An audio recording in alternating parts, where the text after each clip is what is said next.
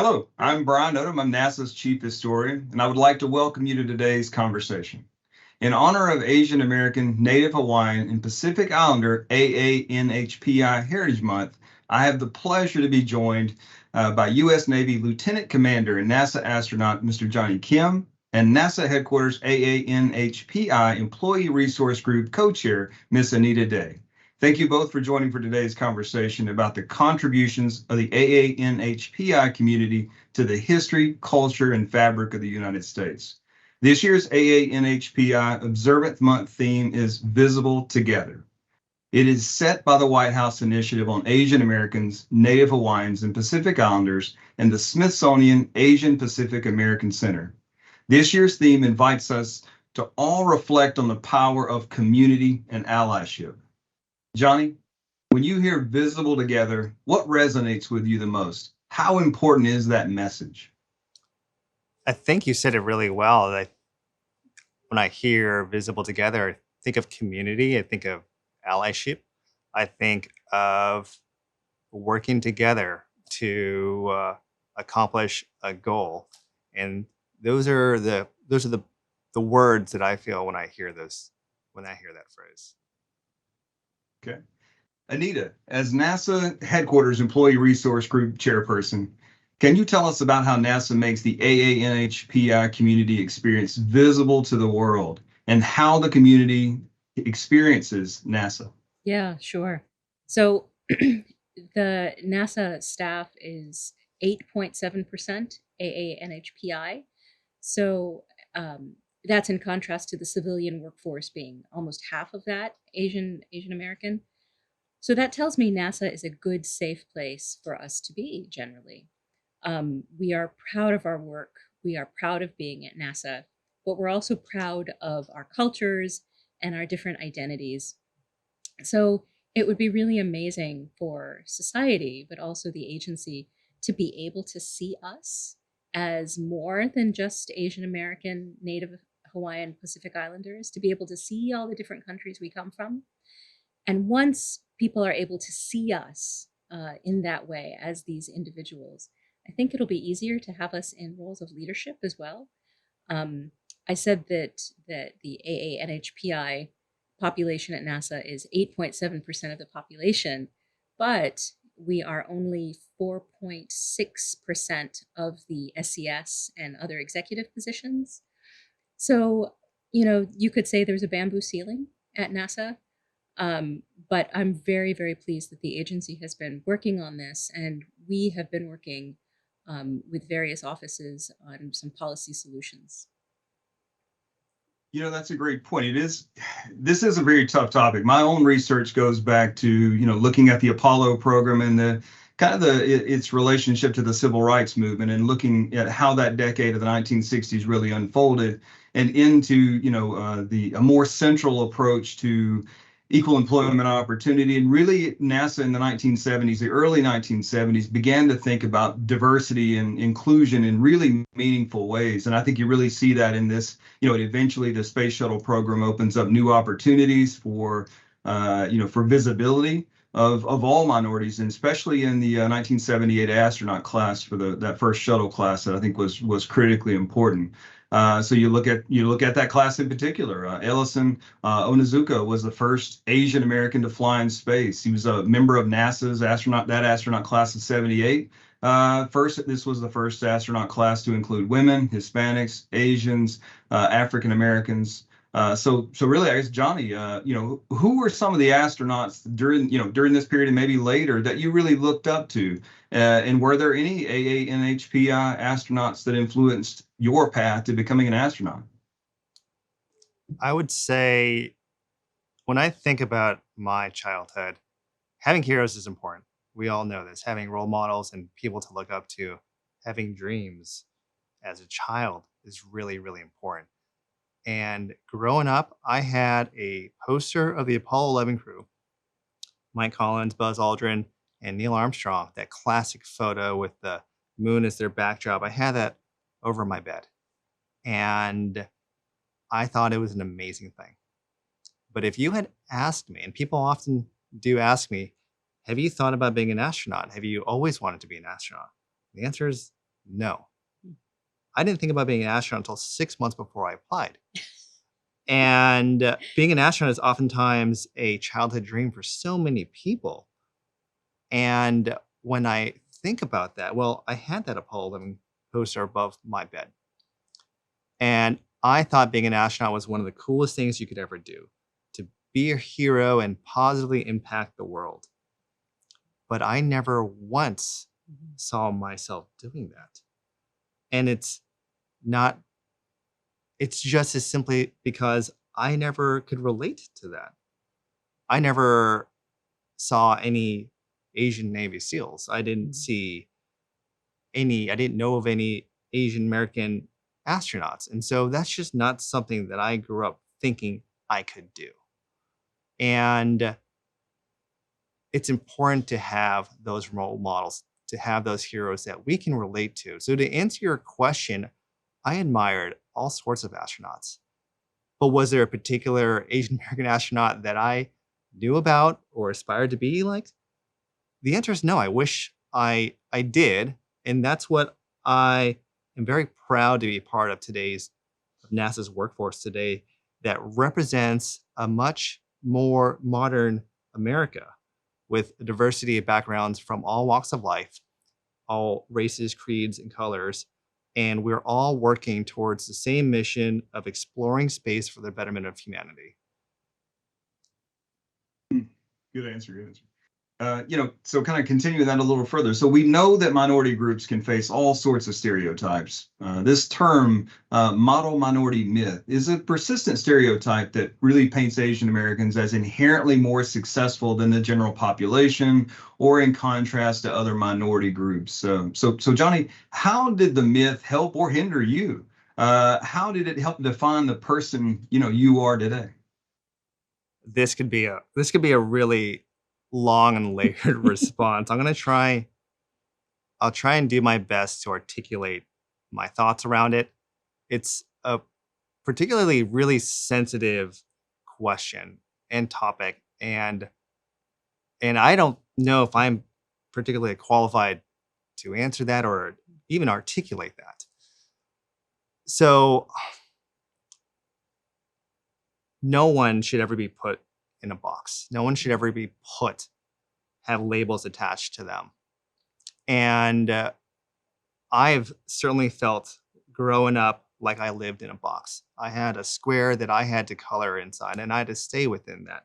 And people will always have expectations based on the way you look, where you're from, your gender, your race, your creed. Glass ceilings are everywhere. And it's up to the pioneers to break through those glass ceilings. And that's what we do. And we do that well at NASA. The glass ceilings exist everywhere. And the model minority myth is just another version of that glass ceiling. You simplify someone's experience base, their capabilities, who they are as a person, their identity inside a very small box. And if you go outside of the box, you're not part of that identity, or you're doing something abnormal. I've never been one to follow that kind of thinking. And when I wanted to join the Navy to become a Navy SEAL and enlist at the age of 18, I strayed far from that path, from what certainly the Korean American community and a lot of people who knew me felt that I should stick on. It's like, no, you should maybe go to school to be a doctor or an engineer. It's like, no, I want to serve my country in a way that I feel I'm called to do, and that's to be a warrior at that phase of my life. And whether the model minority myth, one thing I often hear is, oh, that's a good stereotype. Well, there's no such thing as a good stereotype. Stereotypes paint labels and boxes, and America is about becoming the very best you can be, smashing through barriers and accomplishing the best that you can. And when we do that, Americans accomplish great things. And for so many reasons is why the model minority myth is what it is. It's a myth, and it is also not very conducive or productive for Americans accomplishing great things. Excellent. Excellent point. Anita, so, coming from your perspective, would you say that model minority myth presents challenges for the AANHPI community in the workplace? And if so, can you elaborate and share how the community has to, overcome those challenges? Yeah, sure. But at first, I have to say that Jonny, that was an amazing laying forth of what the myth is and how detrimental it can be. So, like I said, it's a tiresome myth, and I think it's so incredibly damaging to those of us who are just trying to be ourselves, for better or for worse. For a myth to say that you're always perfect is really stressful. In the workforce, though, at the workplace, it's damaging because people can use it to sweep away the idea that there is discrimination against a certain group, in this case, us. You guys are fine. You've got it covered. No, I have heard stories of people who should have been promoted and they weren't. People whose reviews should have been higher than they were. Overcoming the myth is very difficult. It is persistent. And what's interesting is a lot of people haven't heard of it. Even people working in this space talking about diversity. So that's why I'm incredibly grateful that you were willing to talk about it today, and we can just raise awareness of what this is. I will say, when I'm feeling stronger, I do try to think of it as a advantage almost, because I think it gives me privilege. It gives me the ability to say things that maybe other minority groups may not feel comfortable saying. If I'm seen as one of the good ones, maybe I can speak some truth where other people feel like they can't. So. That reminds me of something we talked about: allyship. Yes. Being a good Yes. friend, being a good buddy, a teammate, a comrade, whatever you want to call it. Advocation will always be stronger and more meaningful when it's coming from someone that's not you. Yes. It's not benefiting from such advocacy. Yeah. So I completely understand what you're saying when you say that. And the other employee resource groups at headquarters and across the agency have been wonderful. And we all try to lift each other up in this process. So I'm happy to use some of my voice in that. I think those, you both excellent points on that. And I think it's something that, from someone who seeks to be an ally, really something that you would take as, oh, well, that is, like you said, Anita, that's a positive, right? That this can't be a negative issue. So to hear people talk about this openly and just have that conversation and really inform people of perspectives they may not have thought, that somehow that this positive stereotype can be a negative, just like what you said, Jonny, that all stereotypes are problematic in lots of different ways. So consciousness, having a conscious, of this issue, I think is important. So thank you both for that. So again, Jonny, you've got this other thing too, right? So U.S. Navy SEAL, astronaut, but we can't overlook this background that you have as a medical doctor, right? And the thing that we've all experienced together collectively over the last years is that, the pandemic has laid bare these inequalities in healthcare, in this country and definitely around the world. In addition, there's the other piece that is the growing awareness of intersection between climate action, racial equity, racial injustice that is around the world and definitely in this country and has a long history in this country. So what is your take on the impact of these public health issues and the stress of racism on the AANHPI community as well as minorities in general? So I think I could answer that question, but I think again it'd do a disservice to not recognize and just communicate. There are communities everywhere of all sorts of sizes and creeds and races that suffer from inequity. It's a pandemic, right? And there's not a single group that's more important than the other. And what's the impact? I mean, you can have a pretty long discussion about what the impact. You could just talk sheerly from the numbers. When I was serving as a physician in healthcare, the statistics just didn't lie. And for example, African American population had a statistically significantly increased risk of suffering from cardiovascular disease and not having the proper primary care physician follow-up. And you can see examples of the results of those inequities that exist everywhere. So the impacts are real. They have long and lasting negative impacts, but we're doing the right thing. That's where we're having a discussion about it. We recognize it. And those are always going to be the beginning steps to addressing that. Definitely, I couldn't agree more there. After hearing this conversation from you both, and you're hearing your personal, really heartfelt experiences, I'm sure people in our audience will want to help, advance equity for everyone, not just as we say, one group, but really thinking of it as a community, as a nation, and trying to be better. So Anita, any advice on ways that the audience can support AANHPI community and combat the invisibility caused by the generalization of such a diverse community into one really homogenous, generic stereotype? Yeah, of course. Thank you.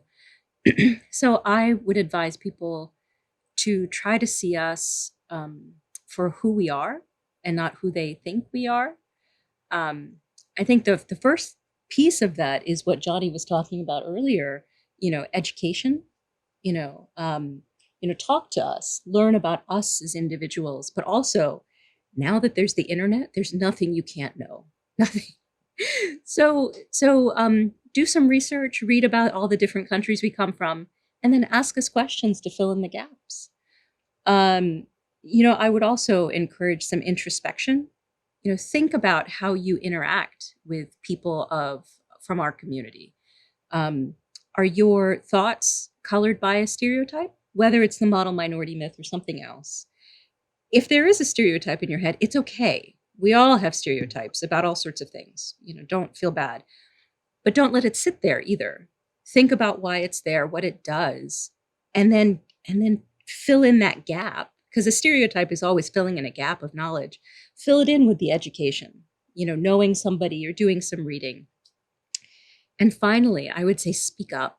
When you see discrimination, say something. When you see something, say something is not just doesn't just have to be a Homeland Security motto. When other people speak up, when allies speak up, they're striking a powerful blow against a systemic problem. Definitely couldn't agree again. That's such an excellent point. And I hate to close this out. I really want to keep this conversation going. I think we could really talk about all these issues and really come to, really expand on it. But I'll stop there and thank you both, for sharing these insights and, on history, for gathering with us today in honor of AANHPI month. As being a NASA chief historian, I've got an incredibly cool job. But one of the things that I really have focused on is looking at that issue of, just these issues in general. And because I think that the agency, definitely, if we're going to just zero in on the importance of this history to the agency and the work that we do, human space exploration, scientific discovery, these are critical pieces of it. If we don't learn from this past and learn that the issues we're dealing with today, people have dealt with these issues, right? What solutions have they come to? What steps have they taken? And what has it led to? And just understanding this shared past, and that all good solutions, will come from this ability to move past these stereotypes and to really do something great. So again, I appreciate it, from a history side, but definitely appreciate it from just the thinking about this as a bigger picture. So we ask our viewers to join us in reflecting on what it means to be visible together and take part in an upcoming AANHPI event and engagement to discover the history, their contributions, and diversity of culture. Also, be sure to visit the Faces of NASA website on the screen to learn more. Thank you both. You're welcome. Thank you. Thank you.